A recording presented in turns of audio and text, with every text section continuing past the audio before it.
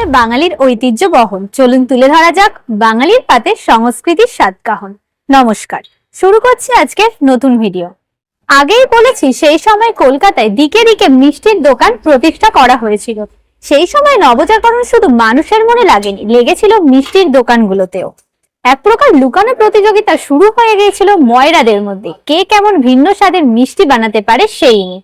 এবং সেই থেকে শুরু হতে থাকে এক এক ময়রার হাত থেকে তৈরি এক এক রকমের কালজয়ী মিষ্টি, যেমন গুটি মনোহরা, জল ভরা সন্দেশ, লেডিকিনি, রসগোল্লা, আরো কত কি। এখনকার মতো সেই সময় বাঙালিদের মধ্যে চাকরির প্রতিযোগিতা ছিল না, ছিল ব্যবসায়িক প্রতিযোগিতা।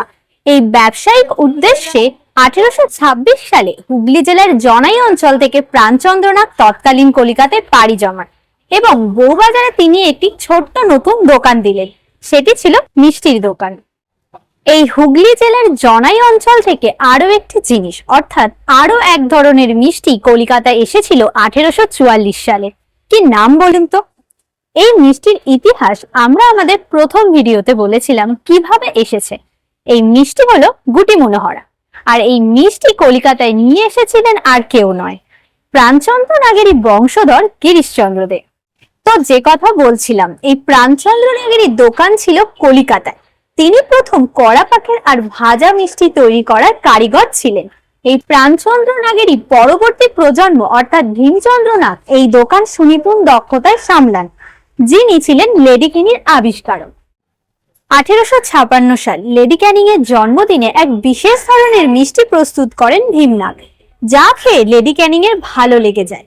সেই থেকে ভীমনাগ এই মিষ্টির নাম রাখেন লেডি ক্যানিং। কিন্তু কালের বিবর্তনে এই নাম কিছুটা হলেও পরিবর্তন হয়। লেডি ক্যানিংটা হয়ে যায় লেডি কিং, যা আর পরিবর্তন হয়নি। এই লেডি ক্যানিং এর সম্মানার্থে পশ্চিমবঙ্গের একটি জায়গার নাম রাখা হয় ক্যানিং। তবে চমক এখানেই শেষ নয়, এবার শোনাবো লন্ডন থেকে তৈরি হয়ে আসা বাংলা অক্ষরে ভীমনাগের ঘড়ির ইতিহাসের কাহিনী। 1858 সালের লন্ডনের কুক অ্যান্ড কেলভিন কোম্পানির মালিক চার্লস কেলভিন ভারতে আসেন। হঠাৎ একদিন তার মিষ্টি খেতে ইচ্ছে করলে তিনি জানতে পারলেন ভীমনাগের লেডিকিনি এখন এলাকায় সেরা। শুনেই তিনি দৌড় লাগালেন ভীমনাগের দোকানে। সেই সময় যদিও লেডিকিনি নাম ছিল না, নাম ছিল লেডি ক্যানিং। সেই সময় কলকাতায় ঘড়ির চল ছিল না। ঘড়ি দেখা যেত শুধুমাত্র হাতে গোনা কয়েকটা সাহেবদের বাড়িতে, এছাড়া দেখা যেত চার্চে, আর না হলে রাস্তার ধারে প্রাসাদ প্রমাণ বাড়িতে ঘড়ি থাকতো, যা আজও বাড়িগুলোর মাথায় দেখা যায়। চার্লস কেলভিন বিখ্যাত লেডিকিনি খেয়ে মোহিত হয়ে গেলেন। তিনি লেডিকিনি খেতে খেতে দোকানের দিকে একবার নজর দিলেন, দেখলেন দোকানে কোনো ঘড়ি নেই। তিনি ভীমনাগকে ডেকে কথাটা জিজ্ঞেস করাতে ভীমনাগ লজ্জার স্বরে বললেন ঘড়ি কেনা হয়নি।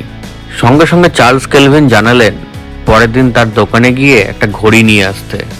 কলকাতার বুকে চার্লসের একটা নিজস্ব ঘড়ির দোকান ছিল, আর সেই ঘড়ির দোকানটা ছিল ডালহাউসিতে। ডালহাউসির লালদিঘির পাশ থেকে যে রাস্তাটা সোজা পূর্ব দিকে চলে গেছে, সেটা তখন ওল্ড কোর্ট হাউস স্ট্রিট নামে পরিচিত ছিল। সেইখানে একটি দোকান ছিল এই সাহেবের। ভীমনাগ জানান তার কর্মচারীরা ইংরেজি পড়তে পারে না, কাজেই বাংলায় হলে ভালো হয়।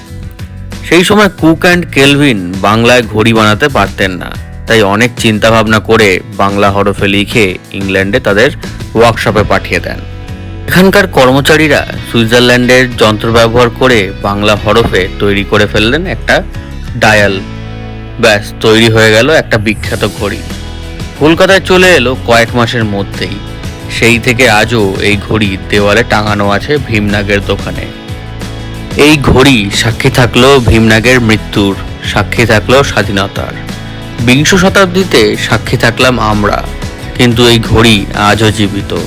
নিশ্চুপে কান পাতলে শোনা যায় বৃদ্ধ ঘড়ি আজও দম নিচ্ছে ধীরে ধীরে। আজকের ভিডিও এই পর্যন্ত। এরকম নিত্য নতুন গল্প শুনতে হলে আমাদের চ্যানেলকে লাইক, শেয়ার, সাবস্ক্রাইব করে আমাদের পাশে থাকার অনুরোধ রইল। নমস্কার।